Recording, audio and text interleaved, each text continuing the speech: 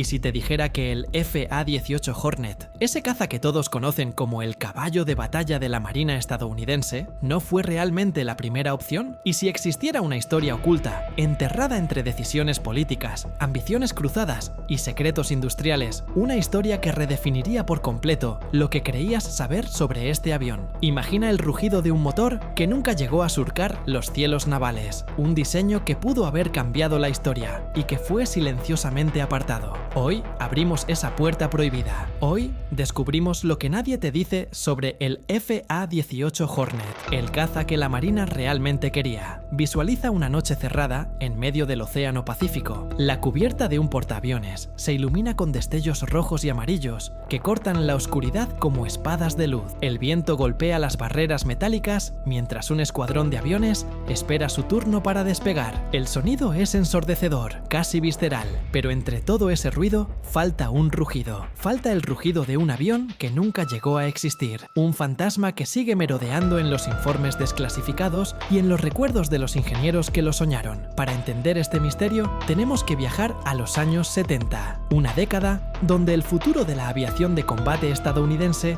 pendía de un hilo. Vietnam había dejado cicatrices profundas. La Marina necesitaba un caza que no solo sobreviviera en los cielos, sino que dominara cualquier amenaza, desde MiGs hasta misiles tierra-aire. Querían un avión que fuera rápido, letal, resistente y que pudiera operar desde los confines estrechos de un portaaviones. Pero ese avión parecía imposible de conseguir. La primera pista surge en reuniones, donde el aire olía a tensión.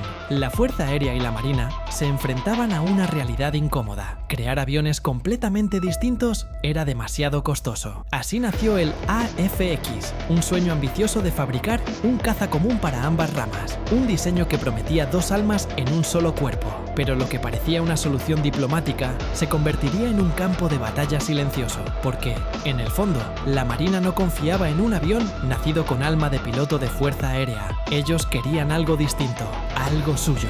Antes del Hornet, antes de que McDonnell Douglas presentara su propuesta, hubo un avión considerado el verdadero elegido, un caza que, en silencio, encendió el deseo de comandantes, analistas y pilotos de pruebas. Un avión que prometía revolucionar el combate naval, el Northrop IF-17, conocido internamente como la Cobra. Un nombre que no era casualidad. Sus líneas aerodinámicas, elegantes y agresivas, recordaban la postura de un depredador a punto de atacar, y su capacidad de maniobra era tan brutal, tan inesperada, que quienes lo pilotaron aseguraban que parecía moverse con vida propia. Pero aquí aparece el primer pico de dopamina. La Marina se enamoró del IDA F-17 antes de que existiera el FA-18. No solo les gustaba, lo querían. Veían en él una plataforma adaptable, una criatura diseñada para navegar el caos del combate aéreo. Su aceleración era inmediata. Su estabilidad en ángulos extremos era casi antinatural.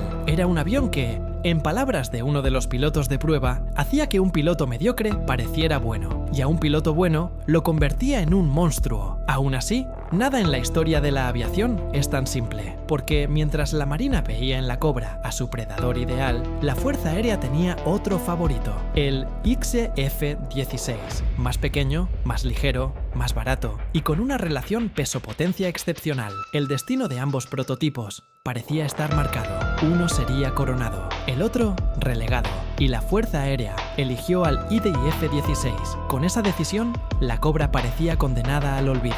Pero aquí viene el giro inesperado. Cuando parecía que el IDF-17 estaba muerto, la Marina lo resucitó en secreto. No querían el F-16. Lo consideraban demasiado frágil para la brutalidad del combate naval, demasiado liviano para soportar aterrizajes en cubierta, demasiado inestable para las misiones combinadas que necesitaban. Ellos querían su propio campeón, y en su corazón, ese campeón tenía forma de cobra. Entonces entró en escena McDonnell Douglas. Con un ingenio casi quirúrgico, propusieron tomar la agilidad del WIEO-17 y transformarla en una máquina profundamente navalizada, más fuerte, más resistente, más versátil. No un simple caza, un híbrido capaz de luchar, atacar, escoltar y sobrevivir en los mares más hostiles del planeta. Así nació el concepto que se convertiría en el FA-18 Hornet. Pero algo es importante aquí. Para la Marina, este no era un nuevo avión, era el renacimiento de la Cobra. Su espíritu, aunque disfrazado, seguía dentro de esa nueva piel metálica, pero mientras el Hornet avanzaba, otro fantasma se movía bajo la superficie. Un avión del que pocos hablan, pero que fue, por un instante, el verdadero favorito de ciertos sectores navales. Un caza que no era una derivación del JF-17 ni del F-16, un diseño completamente distinto, el General Dynamics Model 37, un prototipo que prometía una velocidad mayor, una estructura robusta y una capacidad de carga notable. Algunos informes internos lo describían como la alternativa agresiva, una opción que habría llevado el poder naval a nuevos límites. ¿Por qué desapareció? ¿Por qué nunca se habló de él? Mientras estas decisiones se discutían, otro conflicto crecía en las sombras. El Congreso presionaba, los presupuestos se reducían, la opinión pública tenía los ojos puestos en una nación que buscaba recuperarse. En ese ambiente, cada dólar invertido en un nuevo caza debía justificarse con argumentos casi irrefutables. McDonnell Douglas sabía esto, Northrop lo sabía, General Dynamics lo sabía, y en cada reunión, cada presentación, cada carpeta clasificada, se jugaba el futuro de la aviación naval. Pero volvamos al JIDA y F-17, porque su historia no es la de un simple perdedor, es la historia de un guerrero que, aun derrotado por la Fuerza Aérea, logró renacer para gobernar los océanos. La Marina lo transformó, lo reforzó, le dio alas nuevas, electrónica nueva, motores más seguros, y eventualmente lo bautizó como FA-18, un título que marcaba un antes y un después. Era el primer caza estadounidense que oficialmente combinaba las funciones de caza aéreo y ataque al suelo. Esa A añadida no era un adorno, era una declaración de poder, una señal de que este avión estaba destinado a hacerlo todo. Sin embargo, cada renacimiento tiene un precio, y el Hornet lo pagó con un sacrificio silencioso, el abandono del avión que la Marina también había deseado en secreto. Porque sí, no solo existió un favorito inicial, existió un favorito oculto, un prototipo más grande, más rápido, más ambicioso que el Hornet, un avión que habría sido el verdadero depredador de los mares, un avión que según documentos restringidos pudo haber convertido al Hornet en un simple entrenador avanzado. Pero este prototipo jamás vería la luz.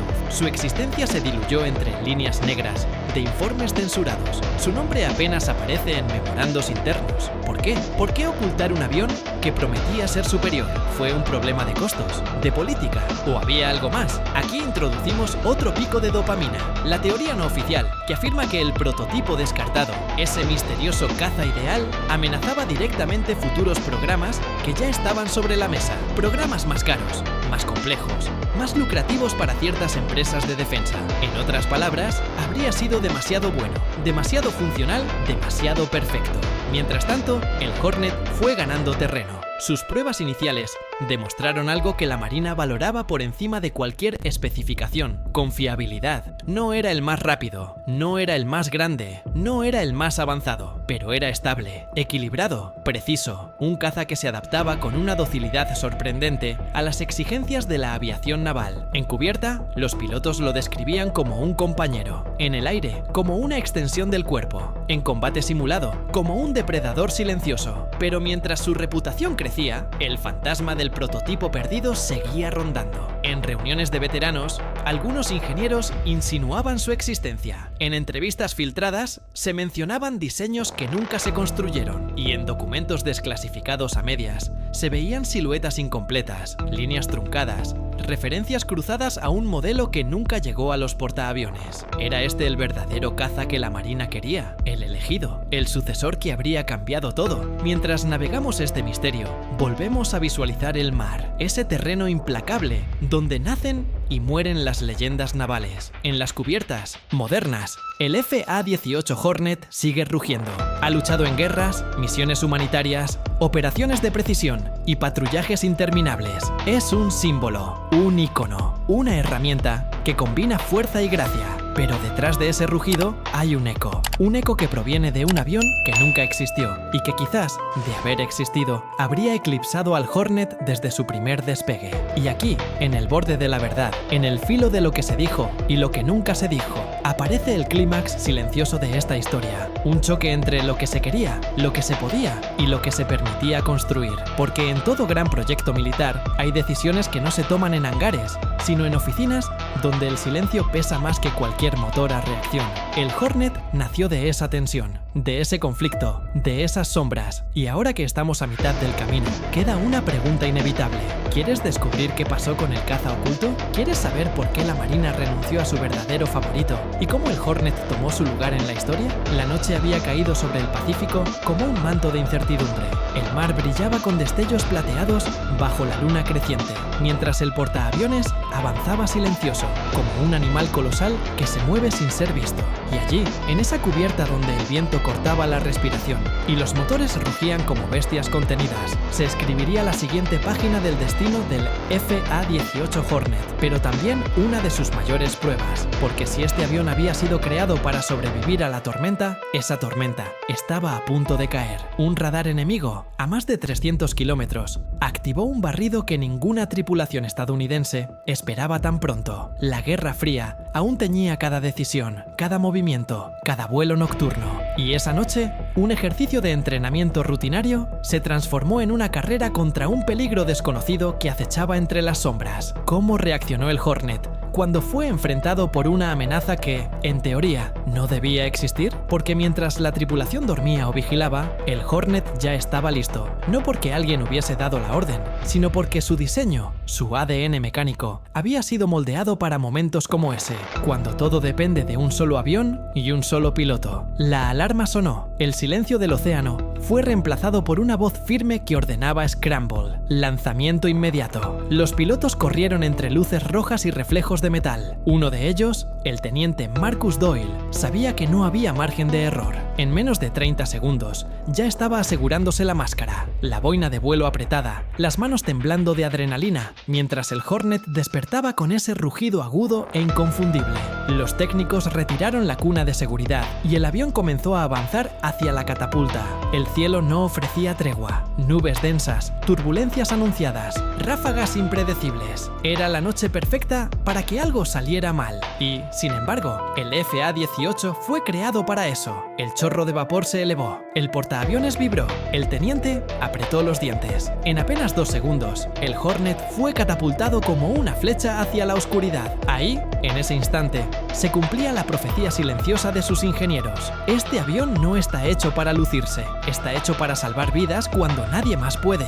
Pero la amenaza que esperaba más adelante no era un simple eco en el radar, era uno de los aviones que Estados Unidos temía desde hacía años. Un fantasma de tecnología soviética, un caza experimental que se creía prototipo y que, según todos los informes, jamás debería haber volado tan cerca de sus costas. El Hornet ascendió entre turbulencias, rompiendo la línea de nubes, como si emergiera del fondo de un océano invertido.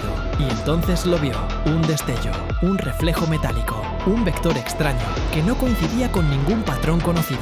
Lo que ocurrió después se mantuvo clasificado durante décadas. Marcus Doyle empujó el Hornet al límite, navegando entre ráfagas que amenazaban con arrancarle las alas. El enemigo se acercó a una distancia peligrosa, pero no disparó. Al contrario, parecía estudiarlo, provocarlo, analizar su comportamiento. ¿Por qué? El enemigo hizo una maniobra imposible, casi antinatural. Una curva cerrada que habría destrozado cualquier estructura no diseñada para soportar fuerzas G extremas. Pero el Hornet resistió. Doyle apretó el control, sintiendo cómo el aluminio y el titanio se tensaban, pero nunca cedían. El Hornet se mantuvo estable. No retrocedió, no se quebró. Y fue en ese instante cuando el enemigo cometió un error. Se acercó demasiado. Doyle accionó la mira. El radar se fijó. La pantalla mostró un tono agudo, pero no disparó, porque su misión no era destruir, era sobrevivir. Y el enemigo, al ver que no había agresión, se retiró entre las nubes como un espectro que nunca quiso ser descubierto. El piloto recuperó el aliento. La misión había terminado, pero el mundo no volvería a ser igual. Aquel incidente silenciado, archivado, borrado provocó un pánico discreto en inteligencia militar. Si ese prototipo enemigo podía operar en condiciones extremas, Estados Unidos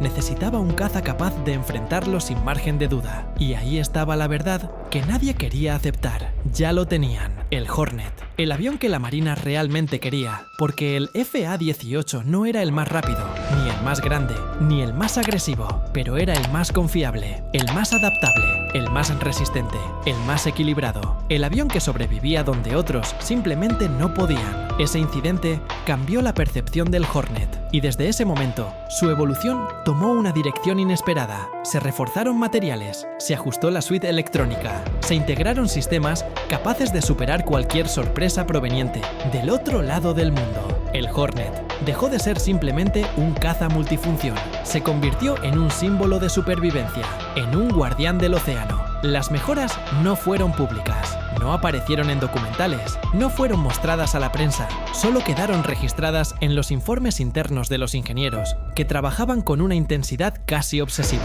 porque entendían la verdad. La guerra del futuro no sería ganada por el avión más imponente, sino por el que pudiera estar allí cuando todo lo demás fallara. Y así nació, en silencio, la verdadera versión del Hornet que la Marina había soñado desde el principio. Pero la historia aún tenía un clímax por alcanzar. En 1991, durante la tormenta de fuego del Golfo Pérsico, el Hornet enfrentaría su desafío definitivo. Y esta vez no sería un prototipo en la noche, sino un cielo saturado de misiles antiaéreos, radares enemigos y aviones hostiles. En uno de los episodios más sorprendentes de la guerra moderna, dos pilotos estadounidenses en Hornets recibieron un ataque sorpresa mientras volaban en misión de bombardeo. El radar enemigo los detectó antes de tiempo. Dos cazas iraquíes se aproximaban con intención clara. Para cualquier otro avión, esto habría significado abortar, pero el Hornet tenía un arma secreta: su versatilidad. Los pilotos cortaron la misión, cambiaron el modo de ataque a modo aire-aire en cuestión de segundos. En menos de un minuto, ya estaban enfrentándose a uno de los combates más intensos registrados. Y ahí, en pleno infierno moderno, el FA-18 demostró lo que nadie había querido admitir durante su desarrollo. Era el heredero perfecto del legado estadounidense. El caza enemigo cayó primero, luego el segundo. Los Hornets regresaron a la formación y luego, como si la batalla misma hubiese sido una pausa técnica, retomaron su misión original de bombardeo y destruyeron el objetivo asignado. Ese día no solo ganaron un combate, cambió la percepción mundial del FA-18, porque ningún otro avión en la historia moderna había hecho algo así: pelear una batalla aérea y completar una misión de ataque en la misma operación. Los ingenieros lo sabían, la Marina lo sabía, el mundo lo supo, y la pregunta que muchos se hicieron fue inevitable: ¿acaso este era el avión que desde el principio había sido creado para redefinir el combate aéreo? La respuesta era sí, pero la historia no termina aquí. Las consecuencias de su éxito fueron gigantescas. Su arquitectura inspiró a generaciones de cazas posteriores. Su énfasis en sistemas integrados, en equilibrio perfecto entre ataque y defensa, en supervivencia por encima de la espectacularidad, todo eso moldeó la mentalidad militar por décadas. Los Hornets se volvieron la columna vertebral de la Marina, custodiaron océanos, escoltaron portaaviones, enfrentaron tormentas y amenazas invisibles. Se les confió lo que ningún otro avión podía hacer: ser el primero en llegar y el último en irse. Y ahora, cuando algunos creen que el FA-18 es solo un avión viejo, olvidan lo esencial. Este caza cambió el rumbo de la aviación moderna, no por ser el más impresionante, sino por ser el más indispensable. Y al final, la reflexión es inevitable. La historia del Hornet no es la historia de un avión, es la historia de una filosofía. La filosofía de que la victoria pertenece a quien puede adaptarse, resistir y sobrevivir. Entonces, ¿qué nos enseña el FA-18? Que a veces, lo que nadie te dice es justamente lo que más importa. Y ahora te pregunto a ti, ¿fue realmente un avión subestimado o fue el arma silenciosa que mantuvo la balanza del poder durante décadas? Déjame tu opinión en los comentarios. Y si quieres descubrir más secretos ocultos de la aviación militar, suscríbete, dale like y acompáñame en el próximo viaje al pasado, donde la historia siempre guarda algo más por revelar.